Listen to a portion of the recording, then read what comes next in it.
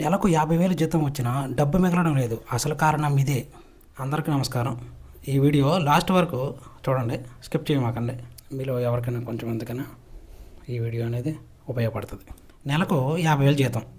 ఈ రోజుల్లో చాలామందికి ఇది ఒక మంచి జీతంలా అనిపిస్తుంది. నెలకు 50,000 వస్తే జీవితం కాస్త సెట్ అవుతుంది.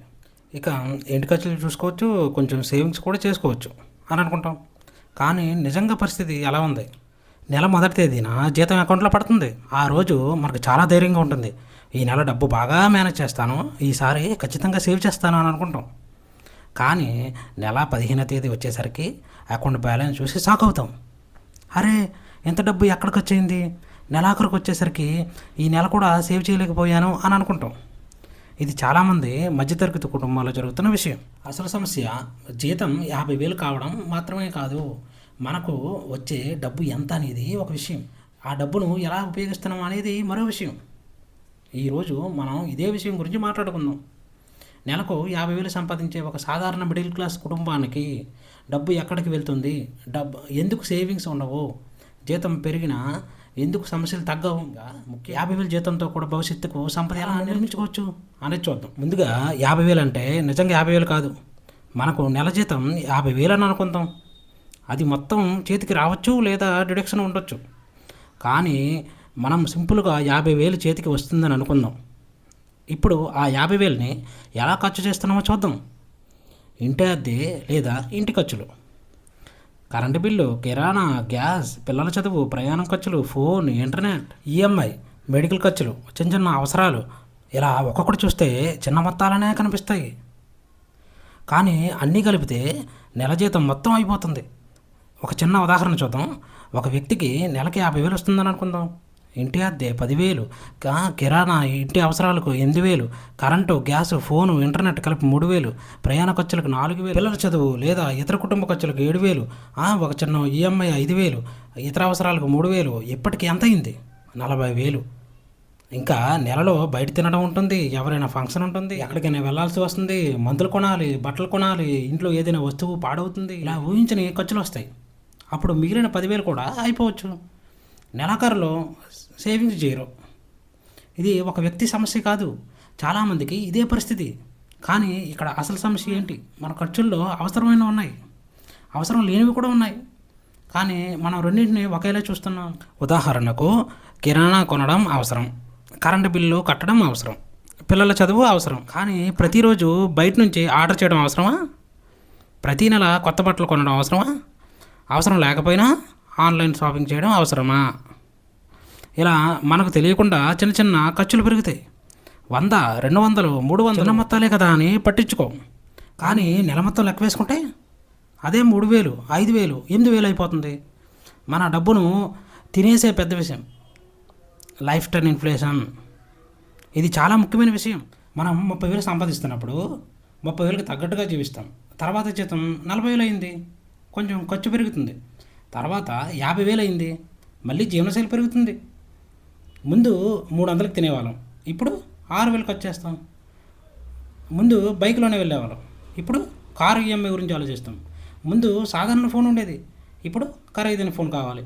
ఇదే లైఫ్ స్టైల్ ఇన్ఫ్లేషన్. ఆదాయం పెరిగే కొద్దీ ఖర్చులను కూడా పెంచుకోవడం. ఇది తప్పని చెప్పడం లేదు, మన జీవితం మెరుగుపడాలి. కానీ జీతం పెరిగే ప్రతిసారి ఖర్చులు పెరిగితే మన ఆర్థిక పరిస్థితి మాత్రం పెద్దగా మారదు. ఒక ముఖ్యమైన విషయం గుర్తుంచుకోండి, మీ జీతం పెరిగితే మొత్తం అదనపు డబ్బును ఖర్చు చేయకండి. ఉదాహరణకు మీ జీతం 40,000 నుంచి 50,000కి పెరిగింది. అదనంగా వచ్చిన 10,000లో కొంత భాగాన్ని సేవింగ్స్కి పెట్టండి, కొంత భాగాన్ని పెట్టుబడులకి కేటాయించండి. మిగిలిన దాంతో మీ జీవితం మెరుగుపరచుకోండి. అప్పుడు జీతం పెరిగిన ప్రయోజనం మీకు నిజంగా కనిపిస్తుంది. జీతం వచ్చిన రోజే ఒక పని చేయండి. చాలామంది ఏం చేస్తారు? మొదట ఖర్చులు చేస్తారు, నెలాఖరులో ఏదైనా మిగిలితే సేవ్ చేస్తారు. కానీ చాలా సందర్భాల్లో ఏమీ మిగలదు. అందుకే ఒక చిన్న మార్పు చేయండి. జీతం వచ్చిన వెంటనే మీ భవిష్యత్తు కోసం కొంత డబ్బుని పక్కన పెట్టండి. ఆ తర్వాతే మిగిలిన డబ్బుతో ఖర్చులు ప్లాన్ చేయండి. అంటే ముందుగా మీ భవిష్యత్తుకి డబ్బు, తర్వాత మీ అవసరాలు, ఆ తర్వాత మీ ఇష్టాల కోసం ఖర్చు. ఈ అలవాటు చాలా తేడా తీసుకురాగలదు. 50,000 జీతం వస్తే ఎంత సేవ్ చేయాలి? ఇక్కడ అందరికీ ఒకే సమాధానం ఉండదు, ఎందుకంటే ప్రతి కుటుంబ పరిస్థితి వేరు. ఒకరికి ఇంటి అద్దె ఎక్కువ ఉండొచ్చు, మరొకరికి పిల్లల ఖర్చులు ఉండొచ్చు, ఇంకొకరికి తల్లిదండ్రుల బాధ్యులు ఉండొచ్చు. అందుకే ఒకే శాతం అందరికీ సరిపోదు. కానీ ఒక విషయం మాత్రం చేయాలి, మీ ఆదాయంలో కొంత భాగం తప్పనిసరిగా మీ భవిష్యత్తు కోసం ఉండాలి.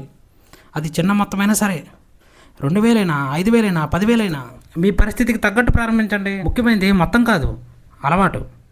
నా జీతం తక్కువ కాబట్టి సేవ్ చేయలేను అనేది నిజమేనా? ఇది చాలామంది చెప్పే మాట.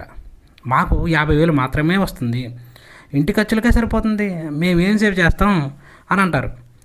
కొన్ని కుటుంబాల్లో నిజంగా ఖర్చులు ఎక్కువ ఉండొచ్చు, కానీ మనం ఒకసారి మన ఖర్చులని రాసుకుంటే మన డబ్బు ఎక్కడికి వెళ్తుందో తెలుస్తుంది.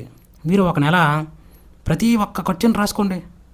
50 రూపాయలు టీ, 100 రూపాయలు స్నాక్స్, 200 బయట భోజనం, 300 ఆన్లైన్ షాపింగ్, 500 ఎంటర్టైన్మెంట్, ఇలా అన్నీ రాయండి. నెలాఖరులో చూసినప్పుడు అరే ఇక్కడ ఇంత ఖర్చు చేశానా అని మీకు ఆశ్చర్యంగా ఉంటుంది.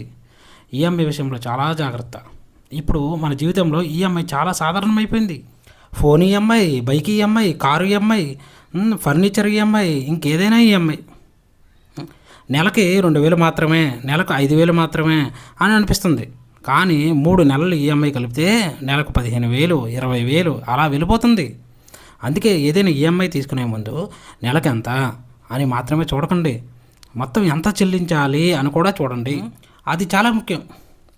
ఇతరులను చూసి మీ జీవితాన్ని నిర్ణయించుకోకండి. ఇది కూడా మధ్యతరగతి కుటుంబాల చాలా పెద్ద సమస్య. మన స్నేహితుడు కొత్త ఫోన్ కొన్నాడు, మనకు కూడా కావాలి. పక్కింటి వాళ్ళు కొత్త కారు కొన్నారు, మనకు కూడా కారు కావాలి. ఎవరైనా మంచి ఇంటికి మారారు, మనకు కూడా పెద్ద ఇల్లు కావాలి. ఎవరైనా విదేశాలకు వెళ్ళారు, మనకు కూడా వెళ్ళాలని ఉంటుంది. కానీ వాళ్ళ ఆదాయం ఎంత, వాళ్ళ అప్పులు ఎంత, వాళ్ళ సేవింగ్స్ ఎంత మనకు తెలియదు. మనం మాత్రం వాళ్ళ లైఫ్ స్టైల్ మాత్రమే చూస్తాం. అందుకే ఇతరుల జీవితాన్ని చూసి మీ ఆర్థిక నిర్ణయాలు తీసుకోకండి. మీ ఆదాయం, మీ కుటుంబ పరిస్థితి, మీ లక్ష్యాలు, వాటిని బట్టి నిర్ణయం తీసుకోండి. నిజమైన ధనవంతుడు ఎవరు?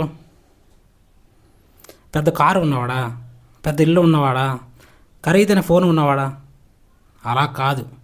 నిజమైన సంపద అంటే మీకు అత్యవసర పరిస్థితి వచ్చినప్పుడు వెంటనే అప్పు చేయాల్సిన పరిస్థితి లేకపోవడం, మీ దగ్గర కొంత అత్యవసర నిధి ఉండటం, మీ భవిష్యత్తు కోసం పెట్టుబడులు ఉండటం, అప్పులు నియంత్రణలో ఉండటం, ముఖ్యంగా డబ్బు గురించి ప్రతీ నెల భయపడాల్సిన అవసరం లేకపోవడం.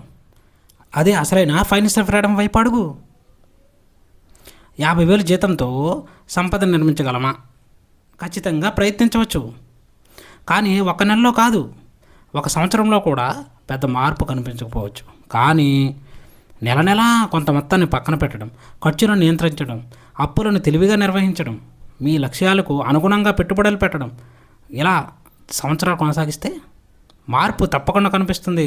సంపద అనేది ఒక్క రోజులో తయారవ్వదు. చిన్న చిన్న మంచి నిర్ణయాలే కాలక్రమంలో పెద్ద ఫలితాలను ఇస్తాయి. ఒక చిన్న ఛాలెంజ్ మీకోసం. ఈ వీడియో చూసిన తర్వాత ఈరోజు ఒక పేపర్ తీసుకోండి, మీ నెల ఆదాయం రాయండి, తర్వాత మీ ఖర్చులను రాయండి. అంటే ఇంటి ఖర్చు ఎంత, కిరాణా ఖర్చు ఎంత, ప్రయాణం ఎంత, ఈఎంఐ ఎంత, బయట తినడం ఎంత, ఆన్లైన్ షాపింగ్ ఎంత, ఇతర ఖర్చులు ఎంత, అన్నీ రాయండి. తర్వాత ఒక ప్రశ్న అడగండి, ఇవన్నింటిలో నిజంగా అవసరమైన ఖర్చు ఏది, తగ్గించగల ఖర్చు ఏది అని. మీకు సమాధానం మీకే దొరుకుతుంది. చివరిగా ఒక విషయం, నెలకు 50,000 సంపాదించడం చిన్న విషయం కాదు. ఎంతోమంది కష్టపడి సంపాదిస్తున్నారు, కుటుంబాన్ని చూసుకుంటున్నారు, పిల్లల భవిష్యత్తు గురించి ఆలోచిస్తున్నారు. అందుకే మీ జీతాన్ని తక్కువ చూడకండి, మీ దగ్గర ఉన్న డబ్బుని గౌరవించండి. 50,000 సంపాదిస్తున్నారని 50,000 మొత్తం ఖర్చు చేయాల్సిన అవసరం లేదు. మీకు వచ్చిన ప్రతి రూపాయి ఒక పని ఉండాలి. కొంత భాగం ఇంటి అవసరాలకు, కొంత భాగం మీ భవిష్యత్తుకు, కొంత భాగం అత్యవసర పరిస్థితులకు, మిగిలిన దాంతో మీ జీవితం ఆనందంగా గడపండి. ఎందుకంటే డబ్బు సంపాదించడం మాత్రమే ముఖ్యం కాదు, డబ్బును నిర్వహించడం కూడా ఒక పెద్ద నైపుణ్యం. ఈరోజు 50,000 సంపాదిస్తున్న వ్యక్తి రేపు 60,000, 70,000, 1,00,000 సంపాదించవచ్చు. జీతం పెరిగిన ప్రతిసారి ఖర్చులు మాత్రమే పెంచుకుంటే ఎంత సంపాదించినా సరిపోదు. అందుకే ఈ రోజు నుంచే ఒక నిర్ణయం తీసుకోండి, నా జీతం పెరిగే కొద్దీ నా సంపద కూడా పెరగాలి. ఇదే మన లక్ష్యం కావాలి. ఈ వీడియో మీకు ఉపయోగపడితే ఒక లైక్ చేయండి. మీరు నెలకు 50,000 సంపాదిస్తే మీకు ఎక్కువగా ఖర్చు అయ్యేది ఏ విషయంలో? ఇంటి ఖర్చులా, పిల్లల ఖర్చులా, ఈఎంఐలా, లేదా ఇంకేదైనా? కామెంట్లో తప్పకుండా చెప్పండి. మీ సమాధానం ఇంకొకరికి కూడా ఉపయోగపడవచ్చు. ఎలాంటి డబ్బు, సేవింగ్స్, కుటుంబ ఆర్థిక నిర్వహణ గురించి సింపుల్గా తెలుసుకోవాలంటే మా ఛానల్ని సబ్స్క్రైబ్ చేయండి. మళ్ళీ మంచి వీడియోతో కలుద్దాం. సంపాదించండి, సేవ్ చేయండి, తెలివిగా ఉపయోగించండి, మీ భవిష్యత్తుని బలంగా నిర్మించుకోండి. ధన్యవాదములు.